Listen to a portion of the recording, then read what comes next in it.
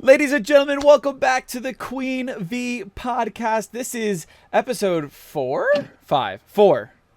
4. 4. We're on 4. So I can't believe we're on 4. That means we've got a whole month with doing this podcast. 1 whole month. Let's we did go. We have done it. So to celebrate this moment, I want to let you in on a little secret. What's the secret? We might have a special guest here today. We might have the QueenVee's first ever podcast today. No, the first ever QueenVee guest on the podcast today.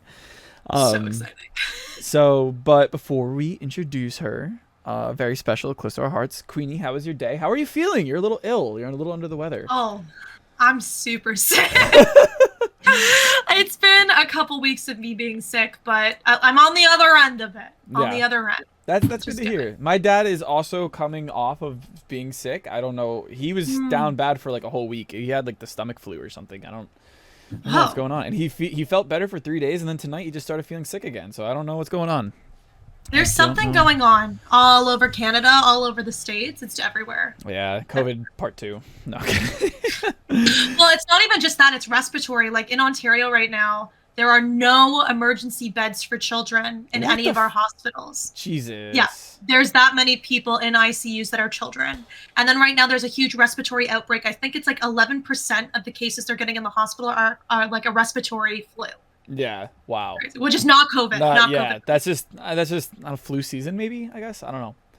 Well, it's always been bad. Yeah. Like flu season's always crazy. Always horrible. It's always horrible. I just think like we've been wearing masks for so long, and now people aren't wearing masks. True. I am guilty of not wearing masks because honestly, fuck masks. But honestly, I don't want to say fuck masks. Let's not go that far. I just don't like wearing them. But if I have to wear them, I'll wear them. I've done my due diligence. I've masked for 2 straight years. Now I'm just kind of over it, you know. When I said fuck mask, I think made me sound like a kind of pretentious douche. But I was gonna say hello. That's not what you said. You've been wearing masks. I have been wearing masks. I think like at least our generation is at the point where we're either like we still want to be careful, but there's people that are over it. Yeah, I'm definitely one of those people who are over it, especially since I've had it twice. I'm like, I've had it twice, I've conquered it twice. I'm going to conquer it a 3rd time if I get it. But, you know, and free 5 days off of work. That's chilling. But all right, let's get right into introducing our guest. So, yes. She is a Valorant wonder kid coming up through the ranks. She is currently a VDC reigning champion. And she goes by the name of Ackyy. Ackyy, what is going on? Hello. I am happy to be here. Yes. Yes. Technically, I'm no longer a reigning champion as season 2 just finished, but I am. Yes, I did win all the way back in July. Nice. I actually did not know season 2 wrapped up. That goes to show how like out of it I've been this act. But we'll get into a little bit of VDC later because we have some juicy drama and gossip I want to talk about. I'm always here for the tea. You already know what I'm here for it. But the first thing we're going to do, and because I purposely did not start off with this, is because I wanted Ackyy to be involved, is our comment question of the day. We said at the end of the podcast that we want you guys to leave your questions down below, and that'll be the first thing we answer on the pod for the next week. And we have a question coming from Christopher Govis. Shout out Christopher Govis.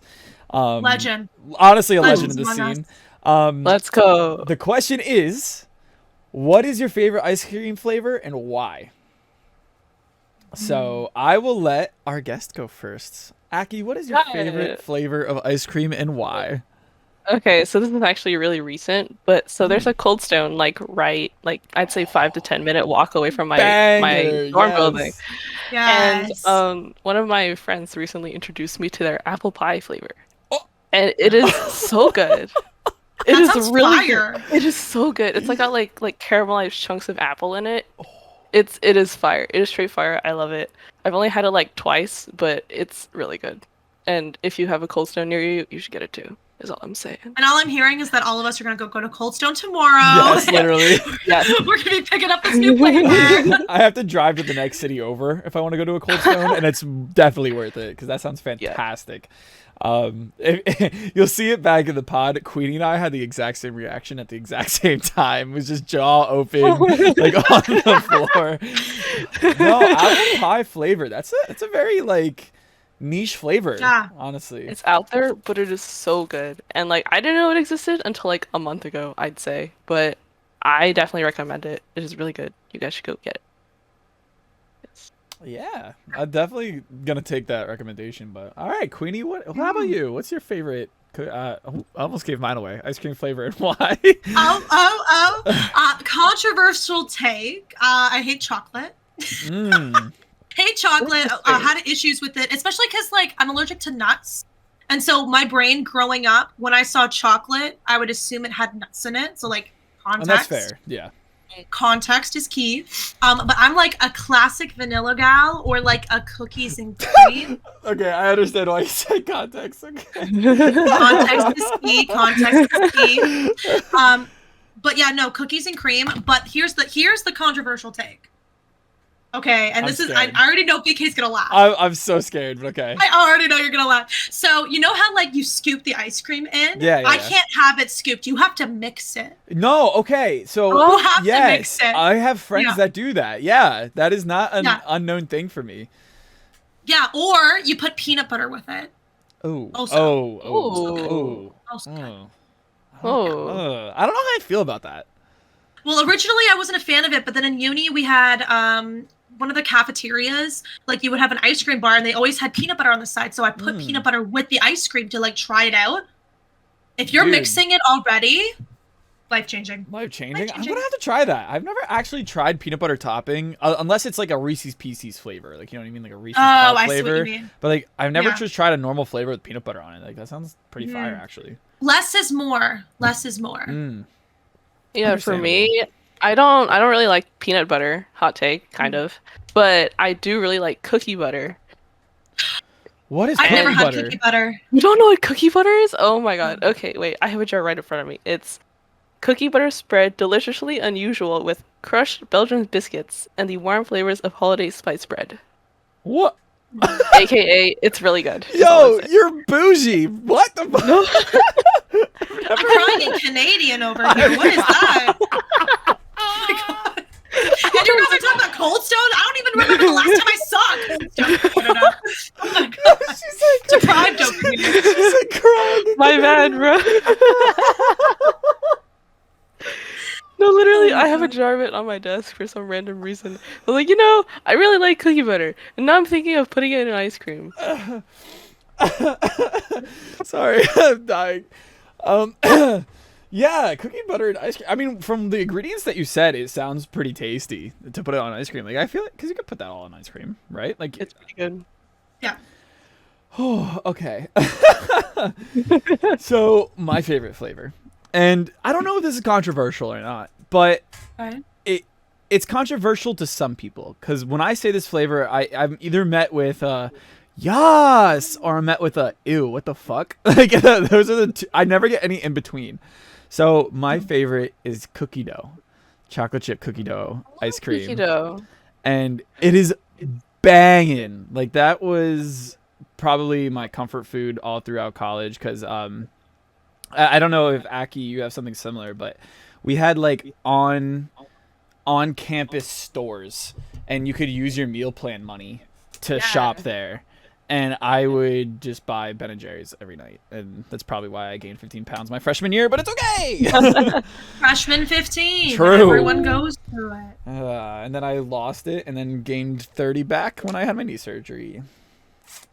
But you also weren't being active. Like, you literally went through knee surgery. Yeah, I couldn't walk for 2 months. That's something we could talk about. Maybe not tonight, but that's something we could talk about. But I mean, yeah, my college campus has something similar where we have like stores and we can use our meal plan at them. So like in my area, there's like a Panda Express, There's a Pizza Hut. There's a Chick-fil-A, which I don't go to because they're homophobic. Yeah. Oh my God, Ackyy, I love you. So, all right, I posted this on my Facebook. I'm sorry, not to go on a tangent. I posted this on my Facebook. Okay. That I have not eaten Chick-fil-A since college because of their stance, because of their homophobia. Like, I legitimately have never not eat whatever. Okay, but I did have my first Chick-fil-A sandwich, and I think it was 3 years. In 3 years on Saturday, only because it benefited my swimming program. It wasn't at Chick-fil-A. They bought it from Chick-fil-A, and then the proceeds from that sandwich went to the swim team and not Chick-fil-A. So that's how I justified it. But I have not stepped foot in a Chick-fil-A store in since they came out with all that homophobic statements. But anyway, not the point. My point is I posted about that on Facebook, and I actually got a lot of hate about that. Saying why would I try and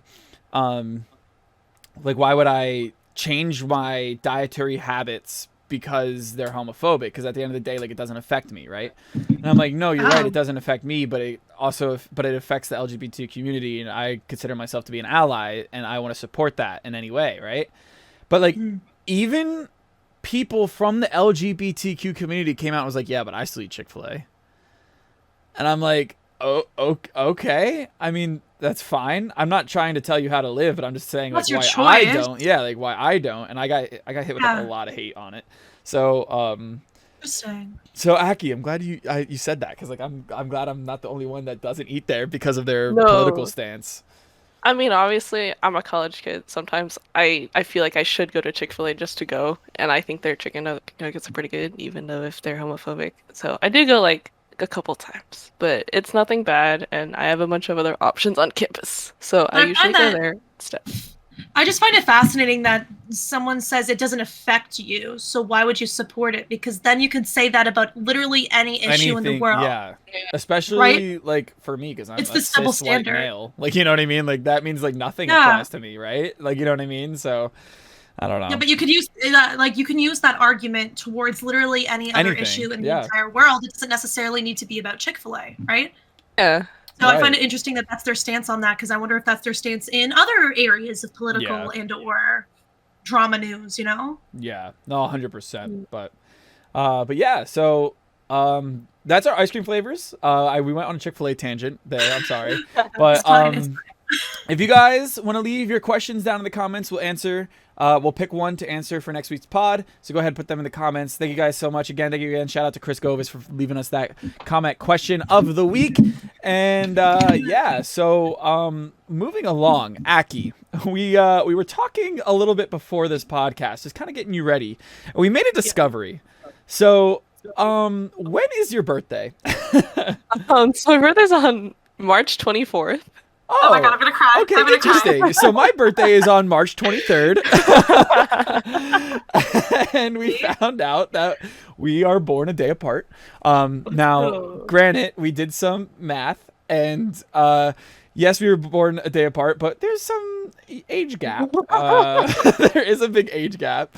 I don't want to hear it! we found out that I am 6 years older, and Queenie is another couple years older. I'm not gonna say. I'm so old. Okay, we get it. You guys are young at heart. It's okay. It's okay. You guys are young at heart. It's okay. It's fine, and we all enjoy the same things. So we do. Age doesn't matter. So yeah, we have a big age gap, but it's cool because it's really awesome to see that even though the age gap's there, we all enjoy the same things. So similar games, similar interests. Yeah. And I also think that because we're on different paths in life, it's also cool for me to get an image of what it looks like now for certain things, because I am so much older that I see first of all, Ackyy just knows more about the world than I ever did at her age, right? So that's a big piece there. But also being able to play games and not even feel as though you're this significant age younger. We're just friends. Right. Yeah. Yeah. Which I think is really cool.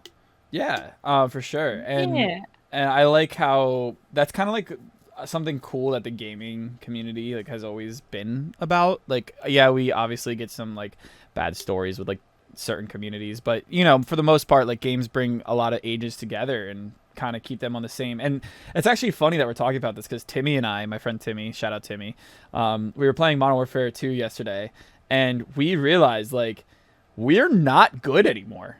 Like we used to be like fire at the game, and now these like 13-year-olds who like this is their growing up, like this is their game that they're playing to grow up. Meanwhile, like Timmy and I, we had like Black Ops 2, like the OG Modern Warfare 2. Like that's when we were demons. That's when we were in the lobby, the 24 and 25-year-olds were going, damn, these little kids are better than us. Now we're saying that. Like, which is crazy. They're on the other side of that. Yeah.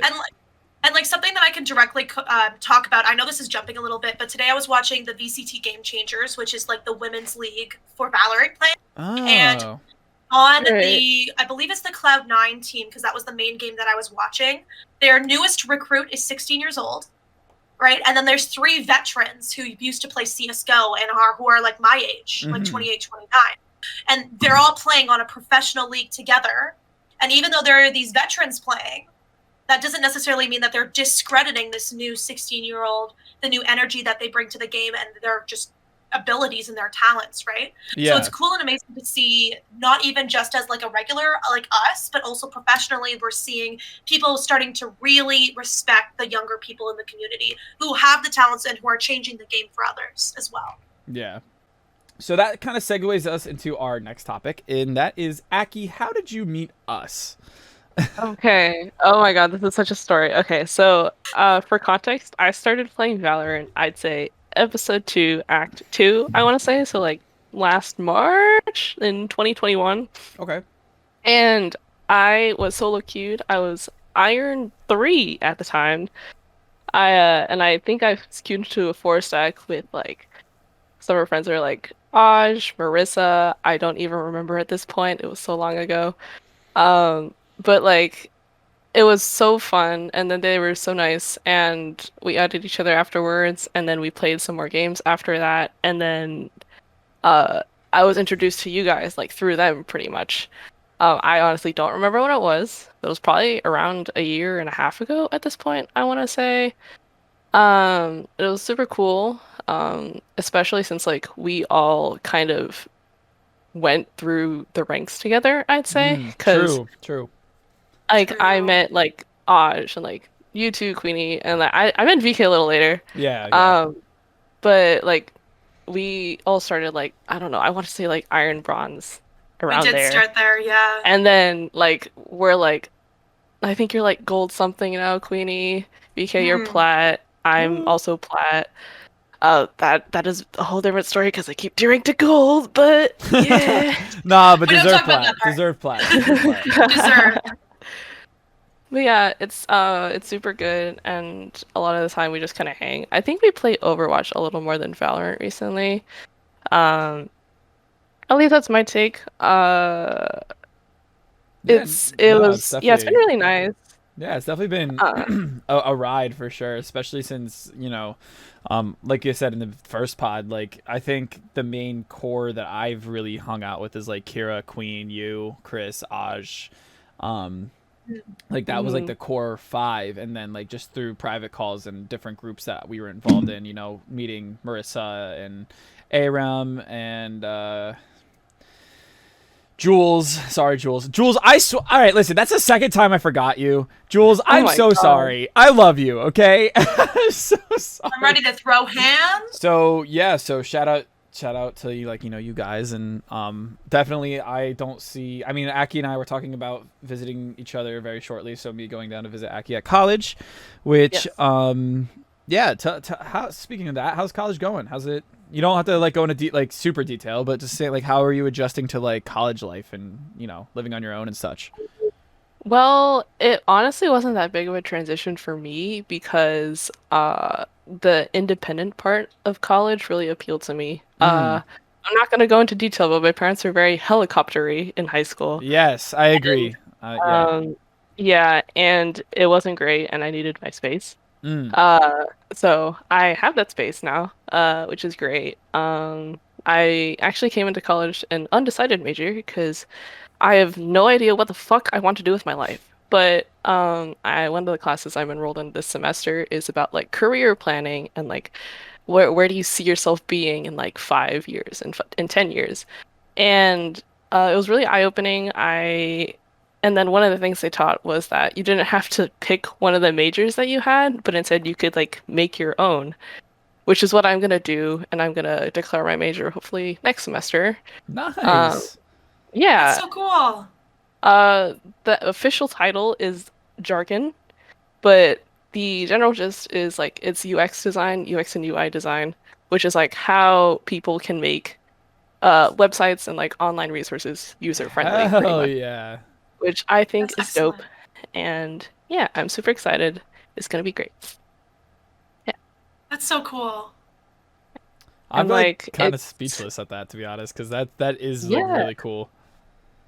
Yeah, it's always been kind of because I was one of those people who knew what career they wanted to do, but my school doesn't really have that major. And I thought like I'd have to transfer, or I had to take a major that I could segue into that certification instead. But since I found that option of like, it's called interdisciplinary studies, it's like combining a bunch of the different areas of different majors that are already at the college. I think that fits me more because none of the majors, like, I love my college, but none of them fit me.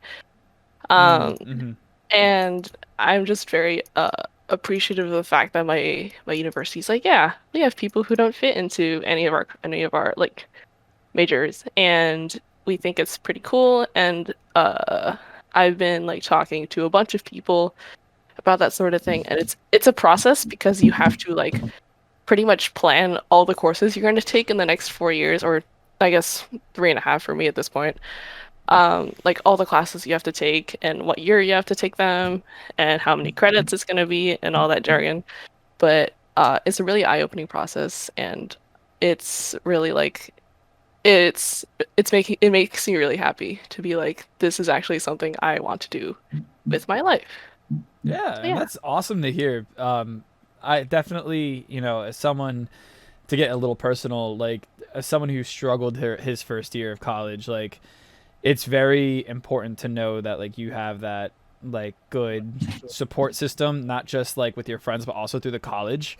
And I feel like that's where my college kind of failed me a little bit, was I didn't really have a support system there. But like, it sounds like you really have a good support system and a good like advisor group and a good, professors that are like really helping guide you. So that's awesome to hear, man. Good job. Like, Yeah. I'm so proud. Oh my God. So Thanks. exciting.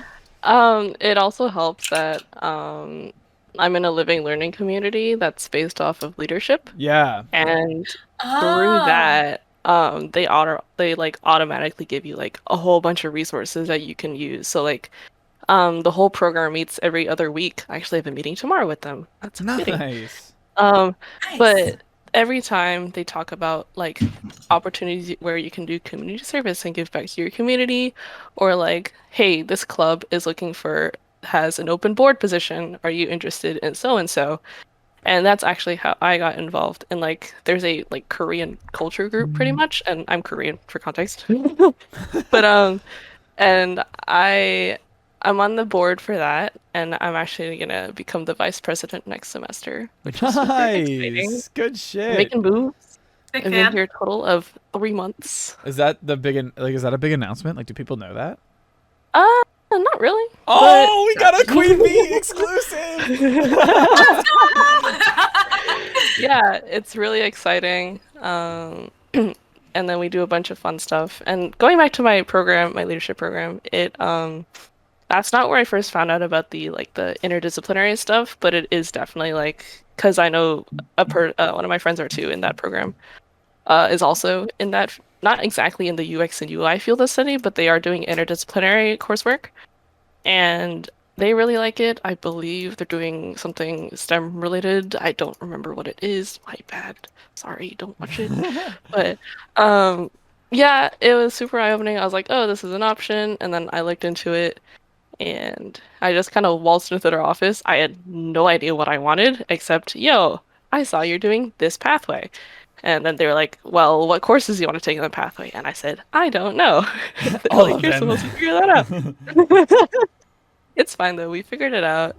Well, I'm in the process of figuring it out, I should say. I'm not completely done with my declaring, which is like a whole thing. Yeah. It's a process. But yes, it is a process, especially because a lot of the classes that I'm focusing on in next year and I think my junior year are through like a special school that I need to like fill out more paperwork to do, and it is a whole thing. But yeah, I'm still excited.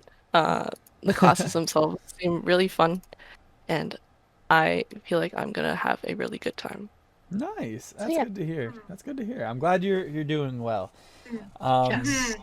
And something I think that you speak to, at least in your story, and I heard a little bit from VeeKay too, is like when you're going through college and even a little bit afterwards, I think the big push from everyone is you have to know what you want to do. Yeah. From what I'm hearing, you have to know so that you can do this. But also, from what I'm hearing, is like you don't necessarily have to do really what is expected. Even like you're creating your own course. Like VeeKay, you're doing your own thing with what you've been doing. I'm doing kind of like exactly what my degree wants, but I'm also veering off and doing content creation and my own thing, right? So like literally, it's what you make it to be. It's what you want it to be. Right? Yeah, and I wish that's, and I really wish that's what, like, I don't want to shit on public school because my mom's a public school teacher, my dad's a public school teacher, well, was a public school teacher. I don't want to shit on them, but there definitely could have been more focus on preparing us for college rather than state testing. I don't know, because I don't think Ackyy, we are from the same state, but I don't know if your state, like, had a shit ton of standardized testing. But I know for PA, like, our standardized testing was like, if you don't do well on the PSSAs, like, you will be held back. And it's like, what the fuck? Like, it's not that deep. I mean, for us, they were called SOLs, standardized testing. Love that. Pretty much, thankfully, they ended in, for me, my sophomore or junior year of high school. So I didn't take any of my senior year. At that point, it was just AP tests. But even then, I felt it was really pointless. I mean, like, I was a pretty good test taker, so I never, like, did badly on them, per se, but I just felt it was really pointless when, on top of the standardized testing of that class, we still had finals. And sometimes my teacher would be like, yo, if you get a good enough score on your standardized learning test, you can skip your final, which, like, I think is what all teachers should do. I mean, it wouldn't have mattered because not all my teachers did that. Yeah, I didn't do well in my standardized testing, so. But yeah, it was super frustrating. I was so glad when it was over because it was just dumb. Yeah. Oh, go ahead, Queenie. Yeah, no, sorry, Canadian. Yeah. So in Canada, the way it works is there's a grade 9 standardized test for math.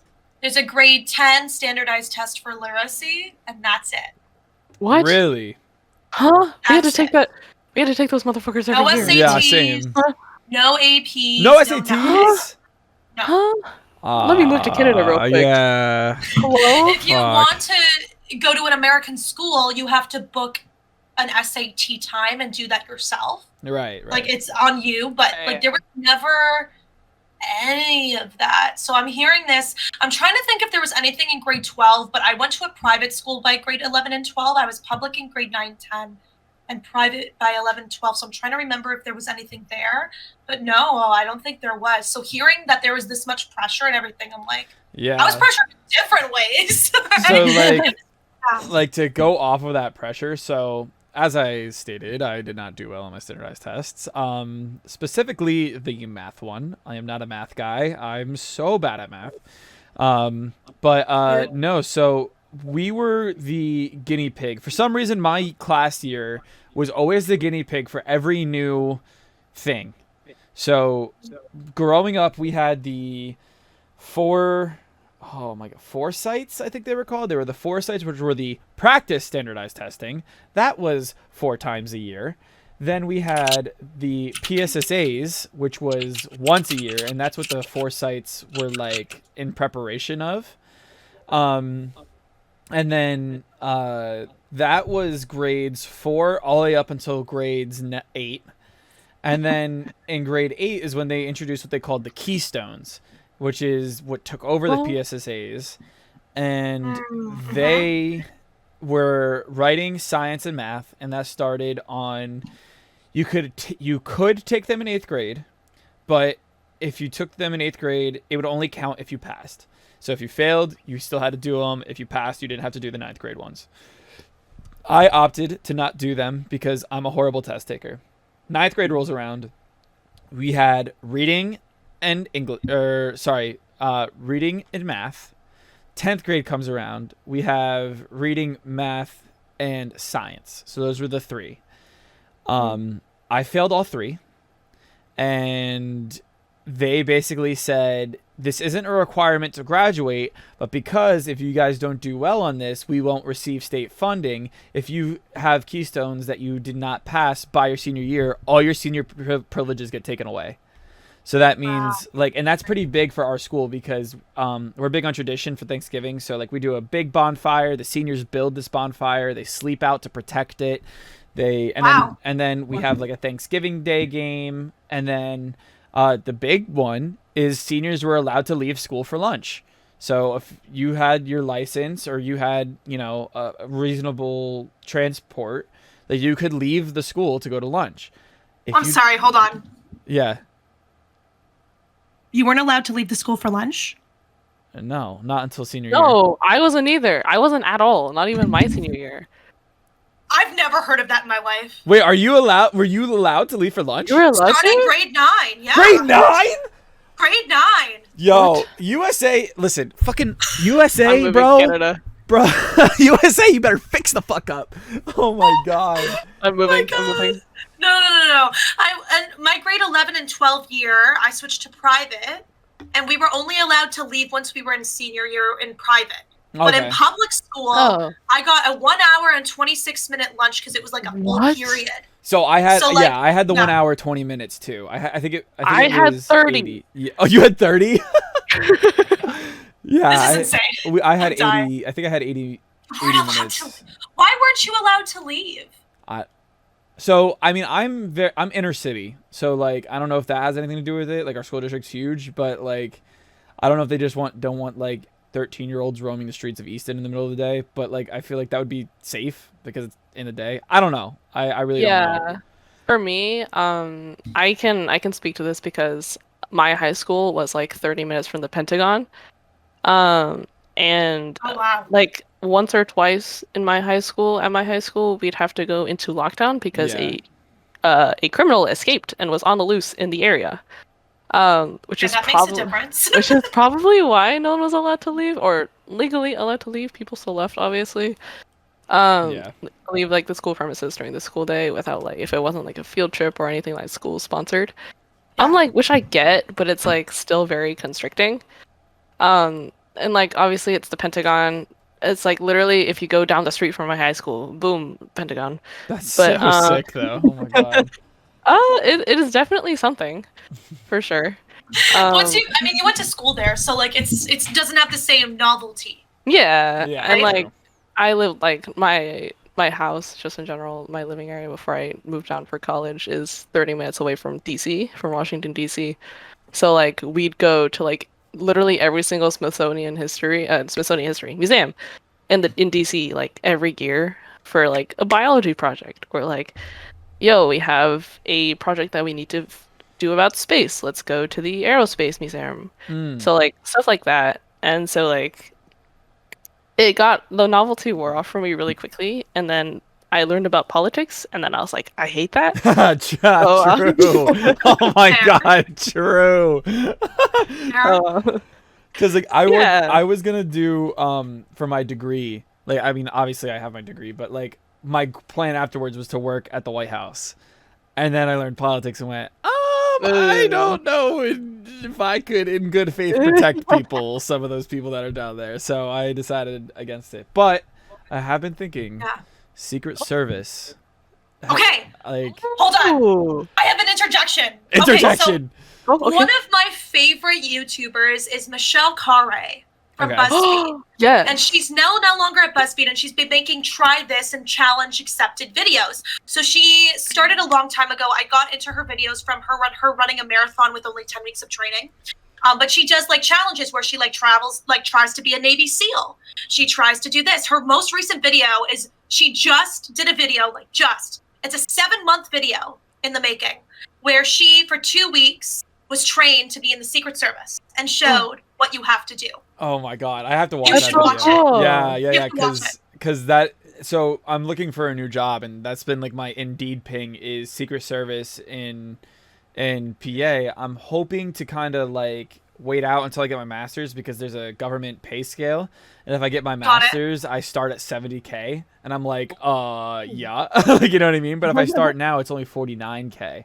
And that's that's only a significant jump. Yeah, and that's only like a slight increase for what I make now. So like if I'm gonna be doing 10 times more work for only like 6,000 more than what I make, there's no point. Yeah. You know what I mean? Yeah. But, Also, side note, we love financial transparency. Thank you. true. In advance. Yeah. We love the financial transparency. Yeah. I feel like a lot of young people are starting to finally talk about it. Because like when I talk to some of my coworkers about financial transparency, like all of my coworkers and I, we know the pay scale. But everyone's always like, shh, we shouldn't be talking about this. Yeah. I'm like, you know how much you make. I can look at the pay scale and look, okay, you've been at this school this many years. This is your, like, you know what I mean? Yeah. Like, I can physically, I already have that knowledge because it's been granted to me. So the fact that you're willing to talk about that on the podcast, I think is super important. And I think we need to be talking about it more and more. And this is, and I don't know how you guys feel about this, but this is my thing. If you're not willing to talk about your finances, I think you're getting some finances in a sketchy manner. Like for those who like have a job, right, and go, I don't want to talk about my finances. Maybe you're a private person, sure. But I feel like there's just sometimes where like, I notice, like, I know what you make, and it's a lot for what you should be making. So, like, why are you not talking about this? Like, why, like, obviously, because, like, for example, like, some financial things might want to stay private, like your stocks, because you don't want to, like, you know, ruin, like, if you're like me, like, you have, like, not paranoia, the superstitious. Like, you're superstitious about, like, if you talk about it, it goes down, stuff like that. But, I don't know, like, if we're on making the same amount, like, you should be able to talk about it. I also think that, like, financial transparency, especially when you're going into a new career, I think that that's huge, especially when you're trying for a new job and they don't list the salary. Big red flag, number one. I know the laws are changing in the States for that. In Canada, I'm not as familiar with the laws in Canada when it comes to that. But I think when it comes to your work and making sure that you're being paid what you're worth, that having these beginning talks about financial transparency are important. And I'm super open, at least with my good friends, like one of my good best friends who's currently teaching and learning. Well, she just left Portugal, but now she's going to Vietnam to learn, and then she's going to go teach English. We used to have chats all the time where we'd sit and we'd talk about crypto, or we'd talk about our stocks, not our stocks, but stocks in general. Because just our information base is so limited, and everything that we are learning is from online. Right. Yeah. Online. Like, we weren't taught about it in school, right? So starting these conversations now will help us weed through what's fact, what's fiction, like what is just for the views and for the money versus what's actually going to help you in the long run, right? Yeah. So I think it's important. And hearing, like, anyway. Sorry, I went on a side tangent there. It's all good. So let's kind of like bring it back into Ackyy land. So I'm gonna let you guys talk a little bit about. We were gonna talk about Valorant, but you guys kind of wanted to talk about a specific topic, which is something I'm not actually well versed in, and that is the VCT gamer changers. Is that what it is? Game changers. Okay. Game changers. So I'm gonna let you guys discuss that, and I'm gonna kind of take like a back seat and kind of like listen and learn and figure things out. So. So, Ackyy, do you want to what do you know about it first before I kind of get into a little bit about it? I actually don't know very much about Game Changers. All I know is that there's a funny little cinematic that was released like last week, and it was really cool, and the music was really cool. That's the point. You should watch it if you haven't. It's so slay. Anyway, so slay. I love that you say that so much. I'm obsessed. Okay. I'm iconic. I know. Anyway, the most I know about Game Changers in general is that like C9, I think it is, has won like every single one, I'm pretty sure so far, or at least if they haven't won every single one, a good majority of them. And I know, as Queenie mentioned earlier, that they went through some roster changes pretty recently. But that's honestly about it. like I watch it sometimes and like yay females, but also side tangent kind of. So I was scrolling on Twitter like a month or two ago, as one does, and there was actually this really fascinating conversation about like this Game Changers team. I don't remember which franchise it was or organization, but it was like they were like there was like the team the organization itself was being like they were not managing their Game Changers team properly, and like they really wanted to like wait, I heard about this. Well, I think I heard about this. G2, wasn't it? No, not G2. Yeah. Yeah, no, it was G2. I don't- Yeah, Yeah, it was because then it turns out that their owner was partying with Andrew Tate, right? It was the same team. Yes. Yeah, Oh my God. yeah. And like it was this whole thing. I don't remember the details at this point because it was like a while ago and it didn't really catch my attention except for that one specific part. But I just remember that like it just kind of like put into perspective to me like how, at least to me, it feels like Game Changers is kind of like on the back foot on like compared to like VCT, just VCT Masters in general. I have a question, and I don't want to sound like misinformed or kind of like a dickhead or maybe I don't know, but so when I think of esports, I don't think of normal sports, right?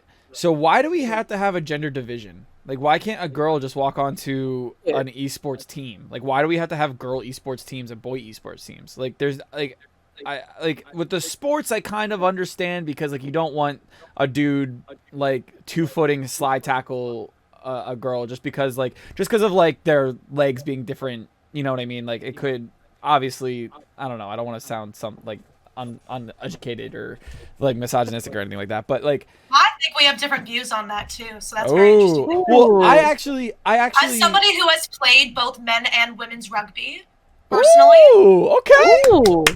I've played against women and men. The men, it was difficult, I will say that, but I think that there's some contention there. Not like, I think we're just on different opinions because the sports that I'm into, I don't see an issue with. Hold on, let me clear this up. I'm all for any gender playing any sport, like, together. Yeah. I'm all for that. I'm just saying, like, but professionally, I see what you're talking like, about. I'm just trying to say, like, I could see kind of why that they want to have that separated. I'm not saying I'm for, like, you know what I mean? Like, I agree that, like, if we're I mean, I do it all the time. Like, if a girl wants to play soccer with us, we let them. I coach co-ed sports, like, you know what I mean?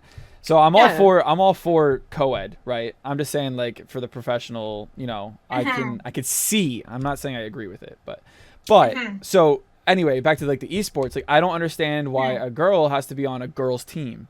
Like, why can't we just make like, oh god, it's really good Kaide. Let's say she wants to go on to a professional sports team, a professional esports team. Why can't she just sign with Sentinels with 10s? Like, you know what I'm saying? Like, I don't understand why there's a split there. Like, I can speak a little into it. I'm not as familiar with the full genre of it all, but I can talk a little bit about Game Changers because it's in association with a Discord server called Galorants. And if anyone is a female or a marginalized group, you definitely want to check out their Discord channel because they run monthly tournaments that have to do with VCT Game Changers. It's a part of VCT Gamers Academy, I believe. But basically, the point of it is women in esports organizations have had issues in the past in general. This is true. Just from the audience, from executives, and from their players. And being constantly with the voices in their head, but also just being told that they are not as good as everyone else. This gives them their own platform for them to shine. Okay. So it's I like the that. big thing about VCT is it's not just it's exposure for women, but also marginalized genders within Valorant esports because our world is so diverse. And the big thing is to recognize the women and those marginalized people as opposed to have them all in one circuit and have this huge pool. It gives those people an opportunity to have their own moment.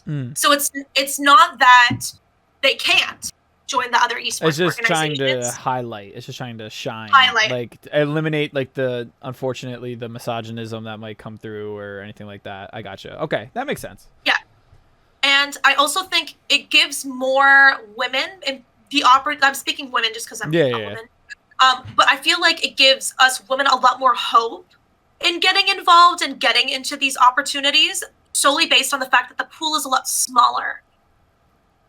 Like the pool of people that are going to be going into it, number one. But number two, just based on what I've seen in the Galorant's Discord server from the Academy, as well as watching the Championship League and seeing the organization as a whole, it really promotes a holistic team environment as opposed to an individual player environment, which I find is very different, that may be contentious, than to regular VCT, regular Valorant professional leagues, where I find that there's so much emphasis on the individual player. Whereas in VCT Game Changers, I find a lot of the time that it's the entire team that's scrapped, not individual players. I gotcha. Okay. If that makes sense. Yeah. Yeah, and so speaking a little bit into why I was really excited today and watching it all as well. Number one, you're right, Ackyy. Cloud9 kind of wiped the floor with everyone. Is the best way to put it. Number one. But number two, because the VCT Championship, it's like the professional level of gameplay, because VCT also has this gamer academy, which allows like players such as you and I, for example, to have the opportunity based on our skill level within our rank brackets, as opposed to it just being a professional thing. Yeah, so there's that opportunity there as well, which I feel like I haven't seen from like the pro scene as much, right? I've seen attempts, but there's nothing that's been Riot sponsored, if that makes sense. Yeah, and I just want to clear up. I'm all for equal opportunity. I don't want to make it seem I don't want to make it seem like that I'm trying to say you're learning. Yeah. We're all learning. Right? It's not that you're saying one thing or the other. It's you're learning, you're trying to inform yourself. Yeah, literally. You're allowed to be curious, right? I think that something on the podcast that you do very well is you ask good questions, and when you say things, you're not saying it to be one side or the other. You're saying things so that you can make sure that you're understanding what I'm trying to say correctly, which I appreciate. Yeah. And it shouldn't be taken any other way than a learning experience for you and for me, because I'm learning a lot from this as well. Because that's all I'm trying to do is just try to learn. I'm not trying to put anybody down or anything, but like I know sometimes like I phrase things like weirdly. I don't know. I think that might just be like my brain working faster than my mouth. I don't know. I also do the same thing. We've all been there. Yeah. We've all been there.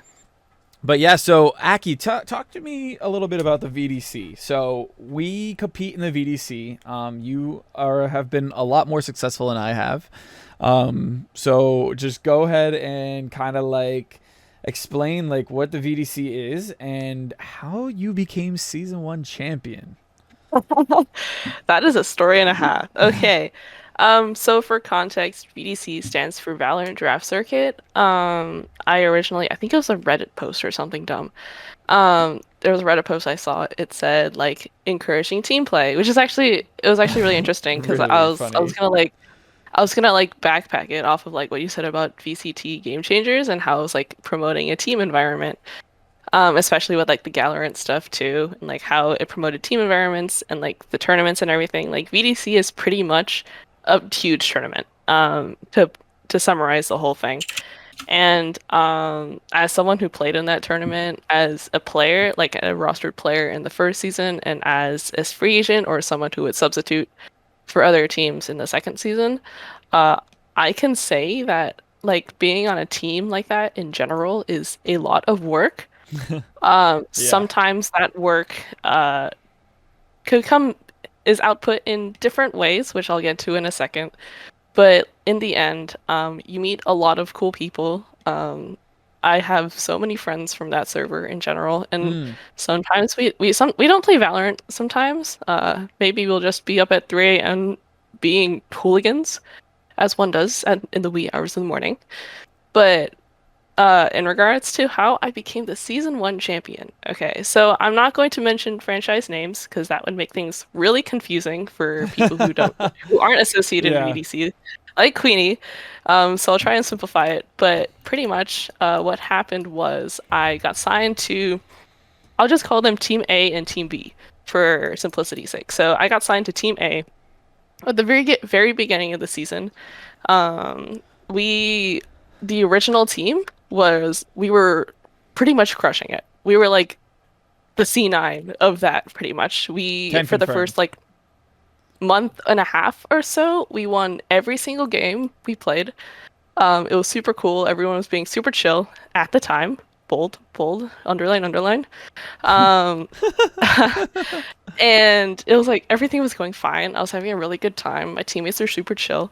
But then we started losing maps. And for context, how one match night in general would look is you would play 2 maps. Each one of those maps would kind of be like a point towards your final score. So like if each team won 1 map, each team would get 1 point toward their final score, which would determine their seeding in playoffs, which would be at the end of the season. So we started my team A started dropping maps. Like we kept winning one and losing one in the same night. And then we were used to winning, keep that in mind. So us losing maps at all was a big deal, especially since our record at the very beginning was flawless. And so that became a huge deal, not only for like our tier, but just for the entire season in general. And it became such to a point that some of my teammates started being, let's just say, not very nice. Yeah. For simplicity's sake. That's putting it nicely, to be honest. That's putting it pretty nicely. And I'm gonna go into how everything has gone into today, community today. But we're getting an update. Are we getting another QueenVee exclusive? I'm so excited. Oh my god. Oh my god. Oh my god. But going back to what happened, pretty much, and then so there was this one night, one of the enemy teammates like had Wi-Fi issues or just wasn't able to log on, and they weren't able to find a substitute. So we played a 5v4, and we were the 5. We lost. So that was demoralizing in itself. And that same night, everyone left the VC as soon as the matches were done. No one said anything.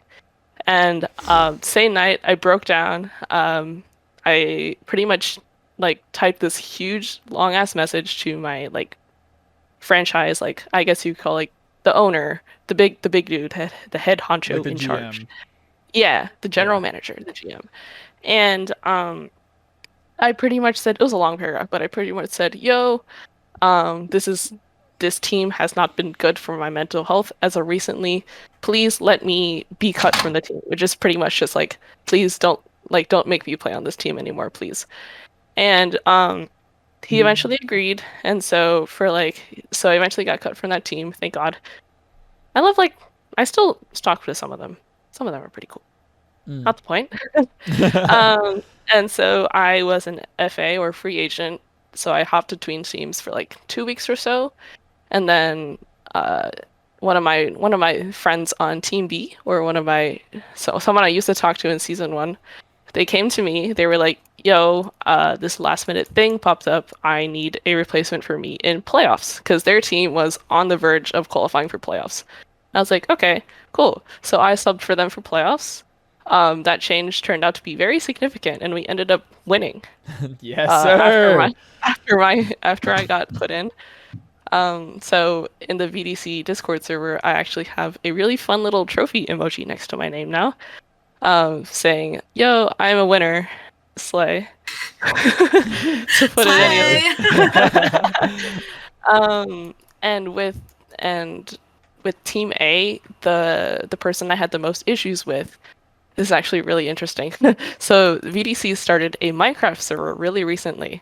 Oh, really? And I joined. I'd been on it with some of my friends for a while then, and then give me the tea. The dude that I had issues with. Because I know this said dude, so I'm very excited. He joined. And I'm excited too. I actually talked to him, and he said, this surprised me actually. He said, I understand. He said, I understand why you asked to be cut. And I was so surprised, because keep in mind, during the entirety of Season 2, he is on a different team. I guess I'll call it Team C.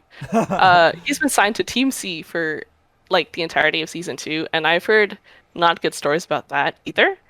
So it's really interesting that he says, yo, it's okay.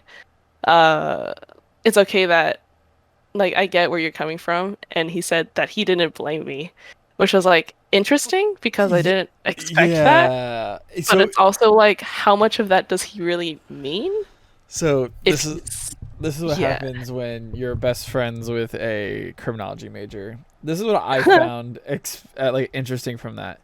He said he understands and doesn't blame you, but he didn't apologize. He didn't. So He did not. No go. That's Yeah, like a Get him out of here. that's like a Red flag. interesting. Yeah, that's a red flag. Yeah.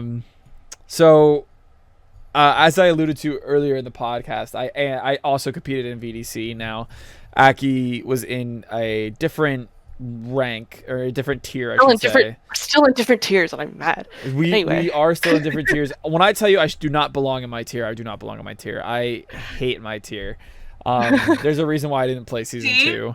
Yeah, T. So basically, the tier that I'm in goes from platinum all the way up to ascendant, and like everyone obviously has like 4 ascendants and then 1 plat, and I was like the 1 plat.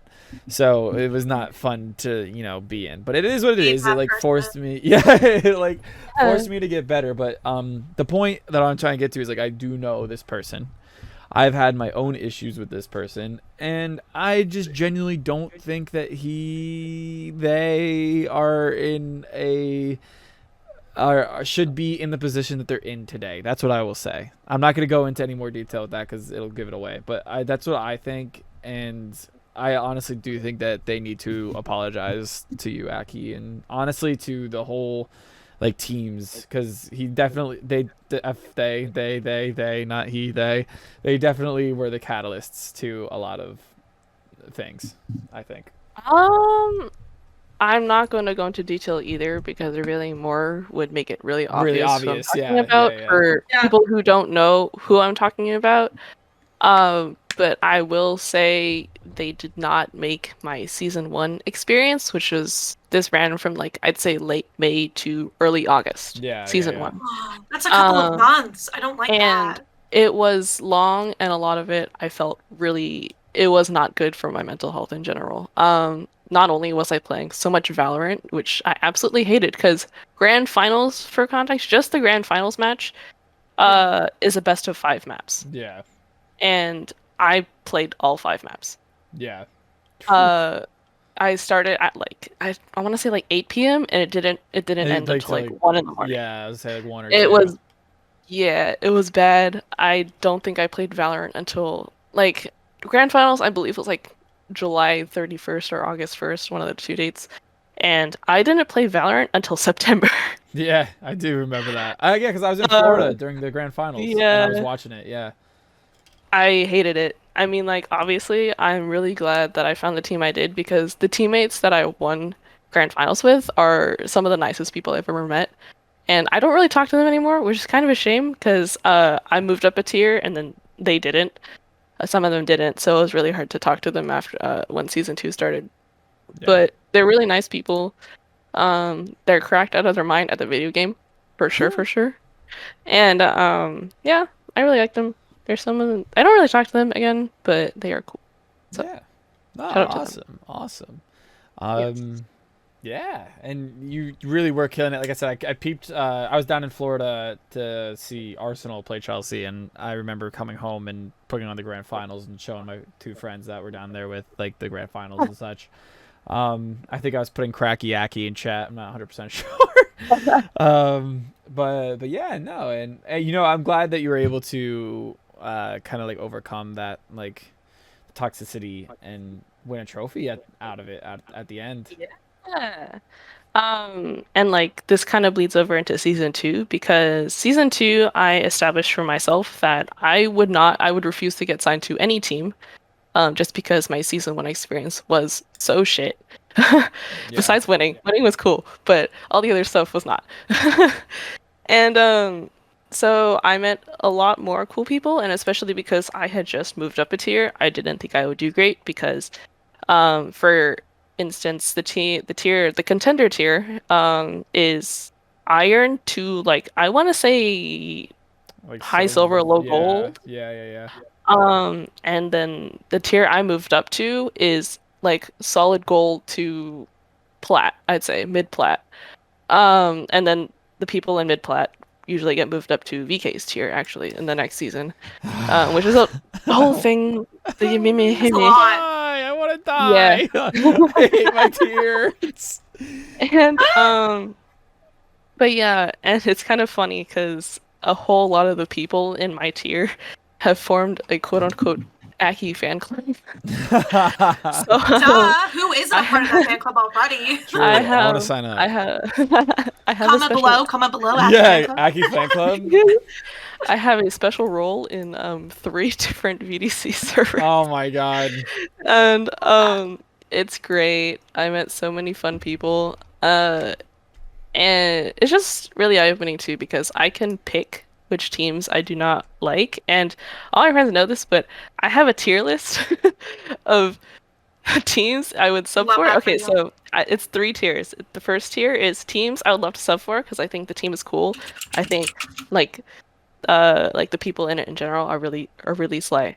And the second tier are like the teams I don't really know a lot about, but I haven't heard anything necessarily bad about them. So like if no one in the first tier needed a sub, I'd sub for a tier in the second team because why not? And then third tier is I would rather die in the pits of hell than sub for this team. So yeah.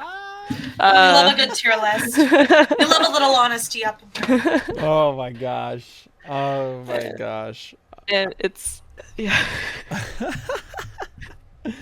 So then, speaking of someone on the outside of VDC then, how does someone get involved with this? How does this work? Yeah, actually, this is the perfect time to sign up for season 3, actually. I guess I'll do a little promo. Promo! Promo time. But, so, the top tier of VDC, the finals is actually probably going to be sometime next week. It isn't scheduled yet because semis is this week. But after that, we're going to go into off-season. Signups will start probably sometime in early December. If you go to discord.gg/VDC, all the rules are there. The admins, the head honchos in charge of the whole thing will probably make an announcement later this month and be like, yo, signups are opening this time.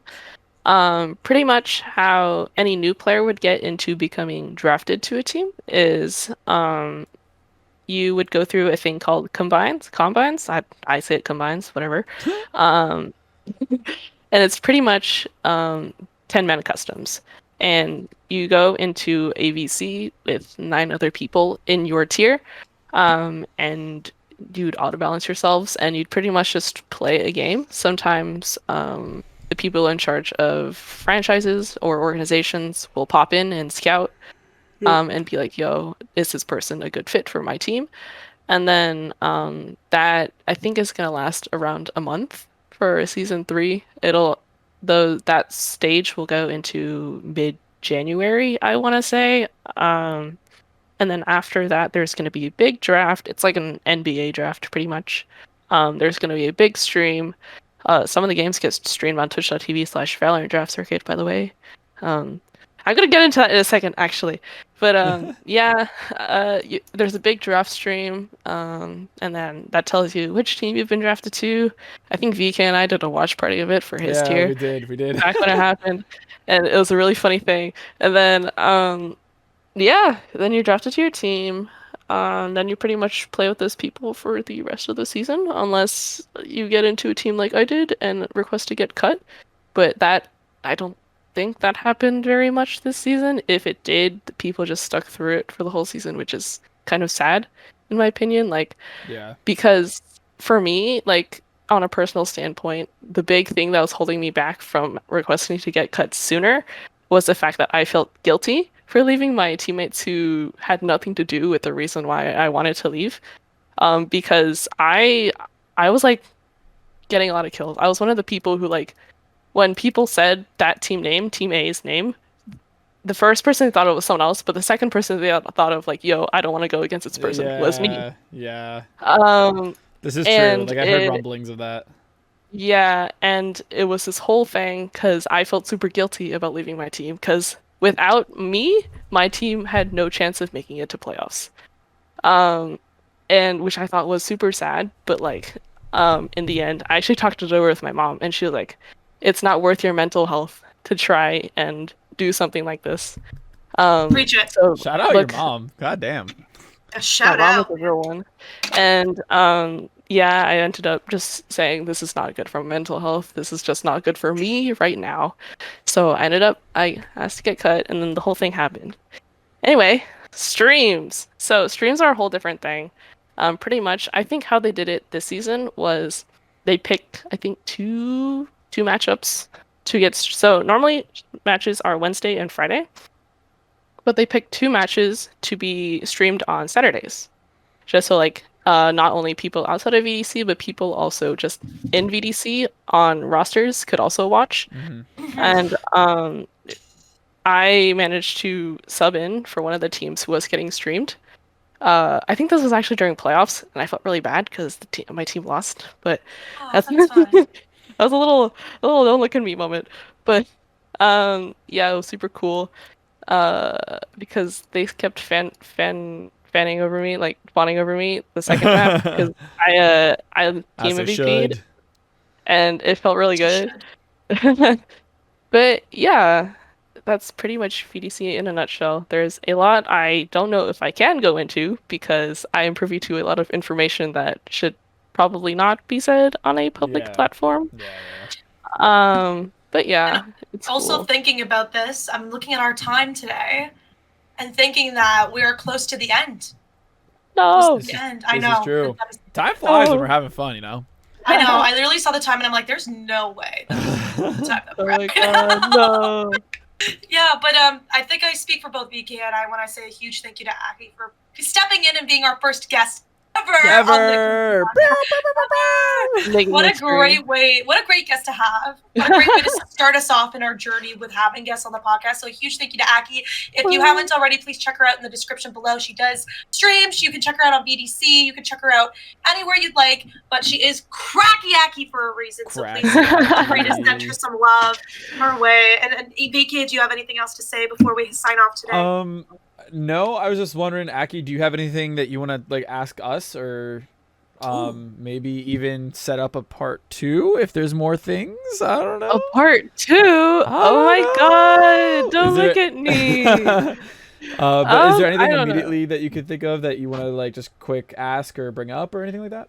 I mean, and questions, not really, but like in terms of just general comments, I am super honored that you guys had me as your first guest. That in itself is pretty slay. It was a really good time. It was really eye-opening. We talked about a lot of stuff that I think it'll give me some food for thought, you could say. Oh, that's good to hear. And yeah, and it was really good to talk about like my journey and how like I kind of got here, even though like I'm like a lot younger than you guys. It's still like I have a different perspective on life than like both of you guys, and it's just super cool to hear about that. You guys, I really need to catch up on your podcast episodes because I only watched the first one and I've been really busy since. So I will do that. Big fan. God damn it, you guys got me. No, but for real, it was a super good time talking, and thank you guys for having me again. Yeah, you're welcome. All the love. All the love to Ackyy. Again, as Queenie said, please check Ackyy out in the description. If you did not watch the whole episode, at least that's the least you can do is go check her out. And if you leave a like on this podcast, you are officially a member of the Ackyy fan club. So leave a like on this podcast. But yeah, so next week I'm gonna do something a little different here. I'm gonna say one of the topics right now. Queenie. Sneak peek. Queenie, I want to pick your brain about some anime. Oh my God. I want to pick your brain about some anime. That's what I want to do. So, if you guys are excited for next week's episode, please leave a like, a comment, and like I said, leave us a comment down below with your question of the week, and we will answer that first thing on the next podcast. So, on behalf of the QueenVee podcast, this is your boy VeeKay signing out. And I'm QueenVee. And I'm Ackyy. Yes! I wasn't going to say it. All right, and we will see you guys next week. Take care. Bye, friends. Bye.